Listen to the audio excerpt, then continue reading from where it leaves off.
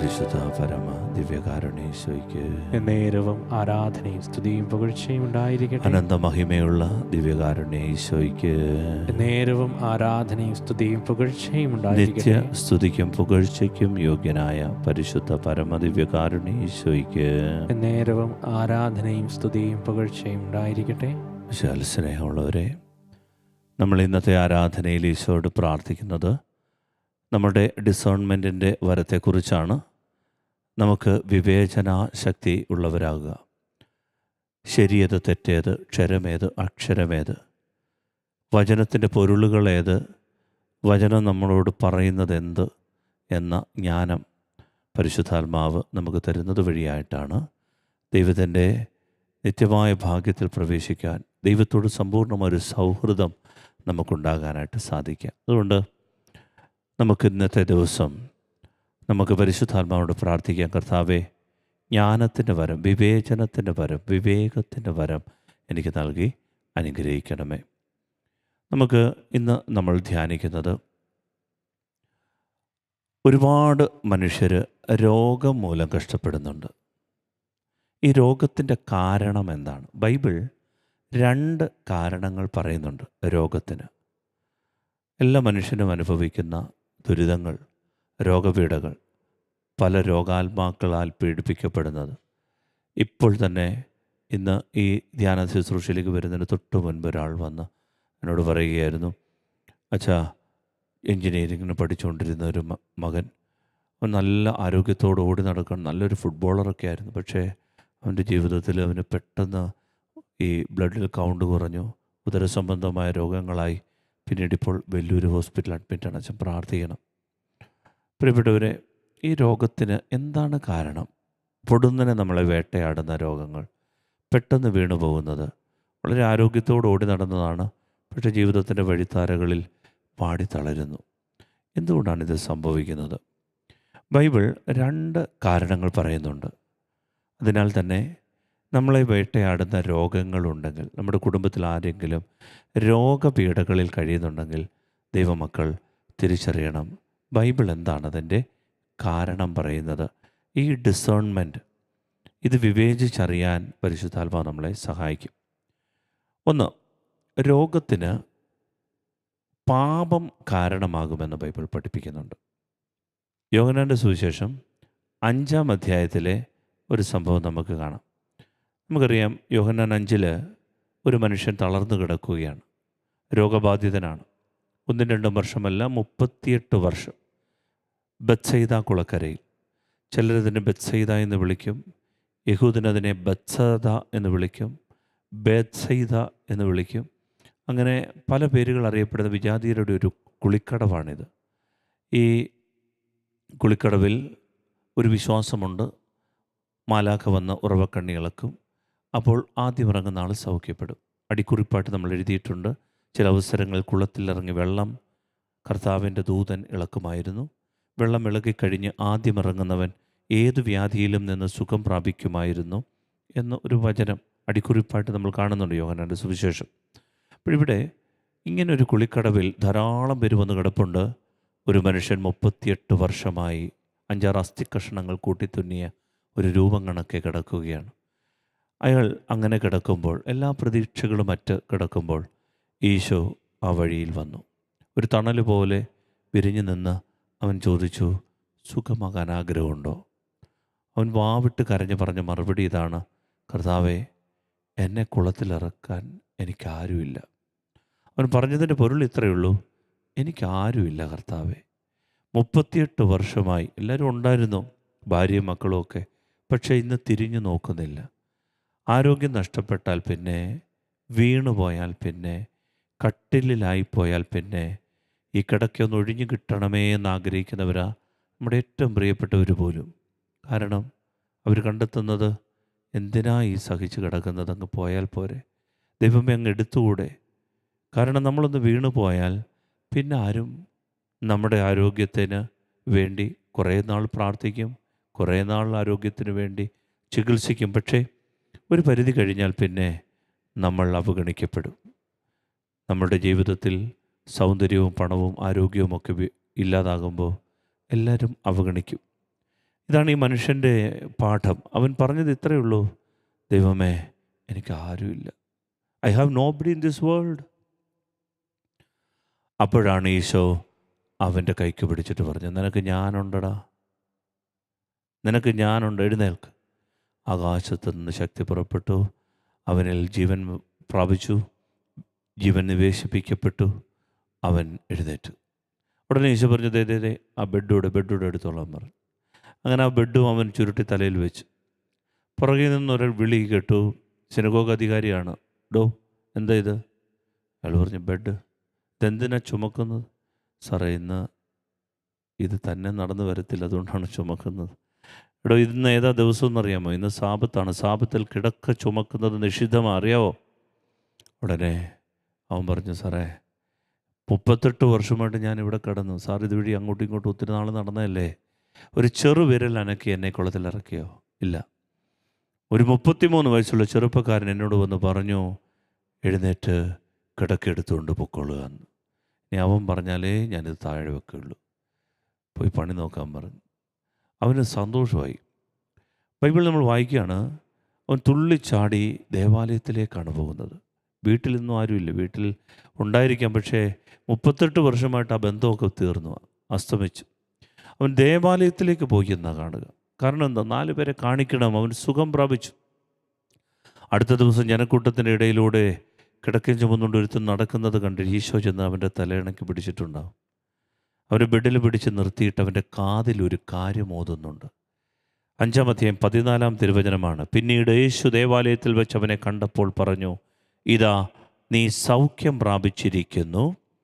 കൂടുതൽ മോശമായതൊന്നും സംഭവിക്കാതിരിക്കാൻ മേലിൽ പാപം ചെയ്യരുത്. അപ്പോഴിവൻ വീണതിൻ്റെ കാരണം ബൈബിൾ പറയുന്നത് പാപമാണ്. കൂടുതൽ മോശമായത് സംഭവിക്കും ഇനിയും പാപം ചെയ്താൽ. അതിൻ്റെ അർത്ഥം, ഇവൻ തളരാൻ കാര്യം, ഇവൻ വീണു പോകാൻ കാര്യം, ഇവൻ്റെ അസ്ഥി ശോഷിക്കാൻ, ഇവൻ്റെ മസിലുകൾ വീക്കാകാൻ, ഇവൻ്റെ നരമ്പുകൾക്ക് കേട് സംഭവിക്കാൻ കാരണം ഇവൻ്റെ പാപമാണ്. ബൈബിൾ അങ്ങനെ ഒരു പാഠം നമ്മെ പഠിപ്പിക്കുന്നുണ്ട്. അതുകൊണ്ടാണ് ജോബിൻ്റെ പുസ്തകത്തിലൊക്കെ പറയുന്നത്, വക്രതയും കപടതയും വെച്ച് പുലർത്തുന്നവൻ, നീതി കെട്ടവൻ, ദൈവനിഷേധമുള്ളവൻ, അവൻ തിക്തഫലം അനുഭവിക്കാതിരിക്കുകയില്ല. അങ്ങനൊരു വചനമുണ്ട്. എന്ന് പറഞ്ഞാൽ, വഴിവിട്ട് നടക്കുന്നവർക്കൊക്കെ ഇതിനൊരു ആഫ്റ്റർ ഇഫക്റ്റ് ഉണ്ട്, ഇതിനൊരു തിരിച്ചടിയുണ്ട്. എല്ലാ കാലത്തും ഒരുപോലെ പോവില്ല. പൊടിക്കണ ആളുകൾ കാണും, പൊടിച്ച് നടക്കണ ആളുകൾ. പക്ഷെ വീഴും, എന്നെങ്കിലും വീഴും, വീഴാതിരിക്കുകയില്ല. ദുഷ്ടൻ്റെ ഐശ്വര്യം കണ്ട് അലമുറയിടുന്ന ഒരു ഭക്തനെക്കുറിച്ചാണ് അതിനകത്ത് പറയുക. ദുഷ്ടൻ ഇങ്ങനെ കൊഴുത്തു വരികയാണ്. അവന് രോഗങ്ങളില്ല, പീഡകളില്ല, അവന് ഒരു ബുദ്ധിമുട്ടുമില്ല. പക്ഷേ എന്നും പള്ളിയിൽ പോകുന്ന ഭക്തന് എന്നും കഷ്ടപ്പാടും കടബാധ്യതയും ദുരിതവും. ഇത് കണ്ടിട്ട് വേദനയോട് ദൈവത്തോട് പറയുകയാണ്: ദൈവമേ, അവന് ഐശ്വര്യം മാത്രമേ ഉള്ളൂ, അവൻ തടിച്ചു കൊഴുക്കുകയാണ്, അവൻ്റെ വീട് 3 നില വീട്, എനിക്ക് കൂര. ദുഷ്ടൻ എന്നും പാപം ചെയ്യുക, എന്നാൽ അവൻ കയറി വരിക. പക്ഷേ പിന്നീട് നമ്മൾ ആ അധ്യായം വായിച്ച് വരുമ്പോൾ നമ്മൾ ഇങ്ങനെ എഴുതുന്നു: ദൈവാലയത്തിൽ ചെന്നപ്പോൾ ഈ ഭക്തന് മനസ്സിലായി, ഈ ദുഷ്ടനെ ദൈവം തെന്നുന്ന സ്ഥലത്താണ് നിർത്തിയിരിക്കുന്നത്. ഈ പാപിയെ ദൈവം തെന്നുന്ന സ്ഥലത്താണ്. വളരെ പെട്ടെന്ന് ഇവൻ തെന്നി വീഴും. പിന്നീട് അവൻ അപ്രത്യക്ഷനാകും, ആരും അവനെ കാണാൻ പോലും ഇല്ലാതാവും. ഇത് ബൈബിളിൻ്റെ പാഠമാണ്. എന്ന് പറഞ്ഞാൽ, ദേവാലയത്തിൽ ചെന്നപ്പോൾ എന്ന് വെച്ചാൽ ദൈവത്തിൻ്റെ കണ്ണിലൂടെ കാര്യങ്ങൾ കാണുമ്പോഴാണ് മനസ്സിലാകുന്നത് പാപിക്ക് ഒരു തിക്തഫലമുണ്ടാകും. എന്നും പാപം ചെയ്ത് ജീവിക്കാം എന്ന് കരുതരുത്. പാപത്തിന് പരിണിത ഫലമുണ്ട്. പാപം രോഗം വരുത്തും, പാപം തകർച്ച വരുത്തും. ഇത് ബൈബിളിൻ്റെ പാഠമാണ്. എന്നാൽ ശ്രദ്ധിക്കണം, ഡിസേൺമെൻറ്റ് നമുക്ക് വേണ്ടത് ഇതാണ്: എല്ലാ രോഗങ്ങൾക്കും കാരണം പാപമല്ല. നിഷ്കളങ്കമായി സഹിക്കുന്ന ഒരുപാട് കുഞ്ഞുങ്ങളുണ്ട്. ഒരു തെറ്റും ചെയ്യാതെ ജീവിതത്തിൻ്റെ കഷ്ടപ്പാടുകളിലൂടെ, പങ്കപ്പാടുകളിലൂടെ കുരിശും വഹിച്ചുകൊണ്ട് വീണ് നടക്കുന്നവരുണ്ട്. ഈ പാപത്തിൻ്റെ കാരണം രോഗമല്ല എന്നും ബൈബിൾ പഠിപ്പിക്കുന്നു. ഇതാണ് നമുക്ക് വിവേചനം ഇവിടെയാണ് വേണ്ടത്. എല്ലാ രോഗത്തിൻ്റെയും കാരണം പാപം അല്ല. യോഹന്നാന്റെ സുവിശേഷം 9-ാം അധ്യായത്തിലാണ് 1 മുതൽ. അവൻ കടന്നു പോകുമ്പോൾ ജന്മനാ അന്ധനായ ഒരുവനെ കണ്ടു. ശിഷ്യന്മാർ യേശുവിനോട് ചോദിച്ചു, റബ്ബി, ഇവൻ അന്ധനായി ജനിച്ചത് ആരുടെ പാപം നിമിത്തമാണ്? ഇവൻ്റെയോ ഇവൻ്റെ മാതാപിതാക്കന്മാരുടെയോ? യേശു മറുപടി പറഞ്ഞു, ഇവൻ്റെയോ ഇവൻ്റെ മാതാപിതാക്കളുടെയോ പാപം നിമിത്തമല്ല ഇവൻ അന്ധനായത്. പ്രിയപ്പെട്ടവരെ, പാപമല്ല ഈ ദുരിതത്തിന് കാരണം, മറിച്ച് ദൈവത്തിൻ്റെ പ്രവൃത്തികൾ ഇവനിൽ പ്രകടമാകാൻ വേണ്ടിയിട്ടാണ്. ഇങ്ങനെ ചില രോഗങ്ങളുണ്ട്, ദൈവമഹത്വം വിളിച്ചു വരുത്തുന്ന രോഗങ്ങൾ, ഈ ലോകത്തെ സുഖപ്പെടുത്തുന്ന ചില രോഗങ്ങൾ. ഈ രോഗത്തിൻ്റെ കാരണം പാപമല്ല, മറിച്ച് പാപത്തിൻ്റെ അവസ്ഥകളിൽ കഴിയുന്ന അനേകരുണ്ട്. അവരുടെ മോചനത്തിന് വേണ്ടി ദൈവം ചിലരെ ഈ ഭൂമിയിൽ വിളിച്ചു വേർതിരിക്കുന്നുണ്ട്. ഭൂമിയുടെ ശുദ്ധീകരണത്തിന്, തലമുറയുടെ വിശുദ്ധീകരണത്തിന്, പാരമ്പര്യങ്ങൾ ശുദ്ധി ചെയ്യാൻ ചിലരുടെ നിഷ്കളങ്ക സഹനങ്ങൾ ദൈവം നിശ്ചയിച്ചിട്ടുണ്ട്. വിശുദ്ധരുടെയൊക്കെ സഹനങ്ങൾ അതാണ്. പ്രിയപ്പെട്ടവരെ, ഈ ഭൂമിയുടെ വിശുദ്ധീകരണത്തിനുള്ള സഹനങ്ങളുണ്ട്. ഈ നാടിനെ വിശുദ്ധീകരിക്കുവാൻ നിഷ്കളങ്കരായ ചില കുഞ്ഞുങ്ങൾ, 3 വയസ്സുള്ളൊരു കുഞ്ഞിൻ്റെ ക്യാൻസർ എനിക്കറിയാം. വേദന കൊണ്ട് കുഞ്ഞ് പുളയുകയാണ്. പലരും ചോദിച്ചു, ദൈവമേ, നിനക്ക് കണ്ണില്ലേ? എന്തുകൊണ്ടാണ് നീ ഇങ്ങനെ ഈ കുഞ്ഞിനെ സഹിക്കാൻ വിട്ടുകൊടുത്തിരിക്കുന്നത്? പ്രിയപ്പെട്ടവരെ, ഉത്തരമില്ല. പല സഹനങ്ങൾക്കും ഉത്തരമില്ല. Why this painful exodus? എന്തുകൊണ്ട് ഇങ്ങനെ ദുരിതപൂർണമായൊരു പുറപ്പാട്? പ്രിയപ്പെട്ടവരെ, ഇത് ഉത്തരമില്ലാത്ത ചോദ്യമാണ്. പക്ഷേ തിരിച്ചറിയണം, ദൈവത്തിന് ഉത്തരമുണ്ട്. ആടിയുലയുന്ന ഈ ഭൂമിയെ, പാപം മൂലം കുടിലുപോലെ ഇളകിയാടുന്ന ഈ ഭൂമിയെ സ്ഥിരീകരിക്കാൻ, ശുദ്ധീകരിക്കാൻ, അങ്ങനെ ദൈവത്തിൻ്റെ മഹത്വം നിന്നിൽ പ്രകടമാകാൻ, ഈ ഭൂമിയിൽ വെളിവാകാൻ ചില സഹനങ്ങൾ അവൻ ആവശ്യപ്പെടുന്നുണ്ട്. അതിന് തയ്യാറാണോ? ദൈവത്തിൻ്റെ ചങ്കോട് ചേർന്നിരിക്കുന്ന ചിലർക്ക് ദൈവം കൊടുക്കുന്ന സമ്മാനങ്ങളാണത്. പരാതികളില്ലാതെ, പേപറച്ചിലില്ലാതെ, പഴിപറച്ചിലില്ലാതെ ഈ സഹനങ്ങൾ ഏറ്റെടുക്കാനുള്ള ഒരു ഡിസേൺമെൻറ്റ് നമുക്ക് വേണം. ഈശോയോട് നമ്മൾ പ്രാർത്ഥിക്കാൻ പോവുക. കർത്താവേ, ഒരുപാട് കാലങ്ങളായി സഹിക്കുക, ഒരുപാട് കാലങ്ങളായി വേദനകൾ തിന്നുകയാണ്. എത്ര ചികിത്സിച്ചിട്ടും ഉത്തരമില്ല, മറുപടിയില്ല, സൗഖ്യമില്ല. എന്നാലും ദൈവമേ, നീ എന്നെ ദൃഷ്ടി വെച്ച് എന്നെ നോക്കുന്നുണ്ട്. നിൻ്റെ മഹത്വം എന്നിൽ പ്രകടമാകാൻ നിൻ്റെ വിളിയാണിതെന്ന തിരിച്ചറിവ് എനിക്ക് തരണം. നമുക്ക് ആരാധനയിലേക്ക് പ്രവേശിക്കാം.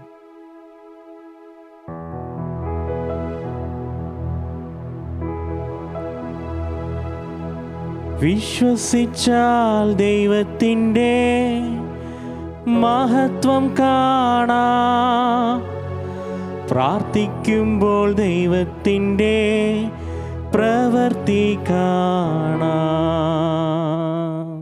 കർത്താവേ, സ്നേഹത്തോടെ കരങ്ങളടിച്ച് പാടി നമുക്ക് ആരാധിക്കാം. വിശ്വസിക്കണം, നിന്നെ സ്നേഹിക്കുന്ന ഒരു ദൈവമുണ്ട്, നിന്നെ കരുതുന്ന ഒരു ദൈവമുണ്ട്, നിന്നെ അനുഗ്രഹിക്കുന്ന ഒരു ദൈവമുണ്ട്. അവനൊരു പക്ഷേ സഹനങ്ങൾ അനുവദിച്ചാലും അവനൊരു ലക്ഷ്യമുണ്ട്. ഈ ലോകത്തിൻ്റെ മഹത്വം, ഈ ലോകത്തിൽ ദൈവത്തിൻ്റെ മഹത്വം വെളിപ്പെടാൻ, എൻ്റെ കുടുംബത്തിൽ ദൈവത്തിൻ്റെ പ്രവൃത്തികൾ വെളിപ്പെടാൻ കർത്താവെ ആഗ്രഹിച്ച് ആ ഒരു കൃപയ്ക്ക് വേണ്ടി പ്രാർത്ഥിക്കാം. വിശുദ്ധർക്ക് കൊടുക്കുന്ന കൃപയാണത്, ആഴമുള്ള ഒരു കൃപയാണ്. ദൈവ സഹനങ്ങളിലൂടെ നമ്മെ നയിച്ചാലും അവനെ ഈ ഭൂമിയെ ശുദ്ധീകരിക്കുന്നുണ്ട്, അനേകാത്മാക്കളെ മോചിപ്പിക്കുന്നുണ്ട്. കൃപയ്ക്ക് വേണ്ടി നമുക്ക് പ്രാർത്ഥിക്കാം. ദൈവത്താൽ സാധ്യമായിട്ടൊന്നുമില്ലല്ലോ, യഹോവയ്ക്കു കഴിയാത്ത കാര്യമില്ലല്ലോ. ദൈവത്താൽ സാധ്യമായിട്ടൊന്നുമില്ലല്ലോ, യഹോവയ്ക്കു കഴിയാത്ത കാര്യമില്ലല്ലോ. യേശുവിൻ്റെ നാമത്തിൽ സൗഖ്യമുണ്ടല്ലോ, യേശുവിൻ്റെ രക്തത്താൽ ജയമുണ്ടല്ലോ. യേശുവിൻ്റെ നാമത്തിൽ സൗഖ്യമുണ്ടല്ലോ, യേശുവിൻ്റെ രക്തത്താൽ ജയമുണ്ടല്ലോ. നീ വിശ്വസിച്ചാൽ ദൈവത്തിൻ്റെ മഹത്വം കാണാം, പ്രാർത്ഥിക്കുമ്പോൾ ദൈവത്തിൻ്റെ പ്രവൃത്തി കാണാം. ആരാധിച്ചാൽ ദൈവത്തിൻ്റെ വീടുതൽ കാണാം. ആശ്രയിച്ചാൽ ദൈവത്തിൻ്റെ കരുതൽ കാണാം. നീ വിശ്വസിച്ചാൽ ദൈവത്തിൻ്റെ മഹത്വം കാണാം. പ്രാർത്ഥിക്കുമ്പോൾ ദൈവത്തിൻ്റെ പ്രവൃത്തി കാണാം. ആരാധിച്ചാൽ ദൈവത്തിൻ്റെ വീടുതൽ കാണാം. ആശ്രയിച്ചാൽ ദൈവത്തിൻ്റെ കരുതൽ കാണാം. കർത്താവായ ദൈവമേ, അങ്ങയുടെ പരിശുദ്ധമായ കരം എന്നെ വഴി നടത്തുന്നത് കാൽവരിയുടെ കുരിശിലേക്കാണല്ലോ. കർത്താവായ ദൈവമേ, ഒരുപക്ഷെന്നുണ്ടെങ്കിൽ എനിക്ക് അവിടുന്ന് കാട്ടിത്തരുന്ന കാൽവരി മലയിലെ ക്രൂശിത രൂപം എൻ്റെ ജീവിതത്തിൻ്റെ സഹനങ്ങൾ ഏറ്റെടുക്കാനുള്ള ബലമാണ്. അവിടുന്ന് വിശ്വാസത്തോടെ എന്നെ നയിക്കുന്നത് കാൽവരിയുടെ മലയിലേക്കാണ്, അവിടുത്തെ ക്രൂശിത രൂപത്തിലേക്കാണ്, അവിടുത്തെ മുറിവുകളിലേക്കാണ്, മഹത്വമാർജിക്കുന്ന മുറിവുകൾ. ഈശോയെ, അനേകർക്ക് സൗഖ്യം ആവശ്യമുണ്ട്. അങ്ങ് മനസ്സാകുന്നുവെങ്കിൽ അവിടുത്തെ കരം നീട്ടണമേ. പുറപ്പാട് 15:26 അരുളി ചെയ്തതുപോലെ ഞാൻ നിന്നെ സുഖപ്പെടുത്തുന്ന കർത്താവാണ്. ജ്ഞാനം 16:12 മരുന്ന് ലേപനൌഷധവുമല്ല, എല്ലാവരെ സുഖപ്പെടുത്തുന്ന വചനമാണ് അവരെ സുഖപ്പെടുത്തിയത്. കർത്താവേ, അഥവാ ഞങ്ങളിത് സഹിക്കാനാണ് നീ മനസ്സാകുന്നതെങ്കിൽ സഹിക്കാനുള്ള ശക്തി ഞങ്ങൾക്ക് തരണമേ. അത് ലോകത്തിൻ്റെ വിശുദ്ധീകരണത്തിന് കാരണമാകട്ടെ, ഞങ്ങളുടെ കുടുംബങ്ങളുടെ വിശുദ്ധീകരണത്തിന്, തിരുസഭയുടെ വിശുദ്ധീകരണത്തിന് കാരണമാകട്ടെ. സഹിക്കാനുള്ള ശക്തി, ആത്മനിറവ്, ആത്മബലം ഞങ്ങൾക്ക് നൽകണമേ. ഈശോയെ സ്നേഹിക്കാൻ പഠിപ്പിക്കണമേ. അബ്രഹാം ദൈവത്തിൽ വിശ്വസിച്ചപ്പോൾ ദൈവമത് നീതിക്കായി കണക്കിട്ടല്ലോ. ആമേൻ. അബ്രഹാം ദൈവത്തിൽ വിശ്വസിച്ചപ്പോൾ ദൈവമത് നീതിക്കായി കണക്കിട്ടല്ലോ. അതിമഹത്തായ പ്രതിഫലം കൊടുത്തു. ആമേൻ. ബഹുജാതികൾക്ക് പിതാവാക്കി തീർത്തല്ലോ. അതിമഹത്തായ പ്രതിഫലം കൊടുത്തു. ബഹുജാതികൾക്ക് ഇടപെടണമേ. നീ വിശ്വസിച്ചാൽ ദൈവത്തിൻ്റെ മഹത്വം കാണാം. പ്രാർത്ഥിക്കുമ്പോൾ ദൈവത്തിൻ്റെ പ്രവൃത്തി കാണാം. ആരാധിച്ചാൽ ദൈവത്തിൻ്റെ വീടുതൽ കാണാം. ആശ്രയിച്ചാൽ ദൈവത്തിൻ്റെ കരുതൽ കാണാം. നീ വിശ്വസിച്ചാൽ ദൈവത്തിൻ്റെ മഹത്വം കാണാം. പ്രാർത്ഥിക്കുമ്പോൾ ദൈവത്തിൻ്റെ പ്രവൃത്തി കാണാം. ആരാധിച്ചാൽ ദൈവത്തിൻ്റെ വീടുതൽ കാണാം. ആശ്രയിച്ചാൽ ദൈവത്തിൻ്റെ കരുതൽ കാണാം. ഇരുകരങ്ങളും ഉയർത്തി കർത്താവിനെ ഒരിക്കൽ കൂടി സ്തുതിക്കാം. നന്ദിയോടെ സ്തുതിക്കുന്ന ദൈവമേ, കർത്താവെ, അങ്ങേ പ്രത്യാശയോടെ ആശ്രയിക്കാൻ പ്രിയപ്പെട്ട മക്കളെ അനുഗ്രഹിക്കണമേ. കർത്താവെ, ഈ മാധ്യമത്തിലൂടെ, ഷാലോം ടെലിവിഷനിലൂടെ വിവിധ ഭവനങ്ങളിൽ, വിവിധ ദേശങ്ങളിൽ, വിവിധ രാജ്യങ്ങളിൽ ഇരുന്ന് അങ്ങയുടെ ശുശ്രൂഷയിൽ പങ്കെടുക്കുന്ന മക്കൾക്ക് വിവേചനത്തിൻ്റെ വരം നൽകണമേ. കർത്താവെ, അങ്ങയുടെ വചനം പഠിപ്പിക്കുന്ന തിരിച്ചറിയാനുള്ള കൃപ നൽകണമേ. കർത്താവെ, എല്ലാ രോഗങ്ങളും പാപം മൂലമല്ല, കർത്താവ് മഹത്വപ്പെടാനുള്ള സഹനങ്ങളുണ്ട്. അതിനാൽ കർത്താവെ, അങ്ങയുടെ പ്രവൃത്തികൾ വെളിപ്പെടണമേ. സമൂഹത്തെ വിശുദ്ധീകരിക്കണമേ, ദേശങ്ങളെ വിശുദ്ധീകരിക്കണമേ. അങ്ങ് കാൽവരിയുടെ നെറുകയിൽ ഏറ്റെടുത്ത സകല സഹനങ്ങളും കർത്താവെ രക്ഷയ്ക്ക് കാരണമായതുപോലെ അങ്ങയുടെ കുരിശിനോട് ചേർന്ന് സഹിക്കാൻ ഞങ്ങളെ പഠിപ്പിക്കുകയും ചെയ്യണമേ. Hallelujah, hallelujah, hallelujah.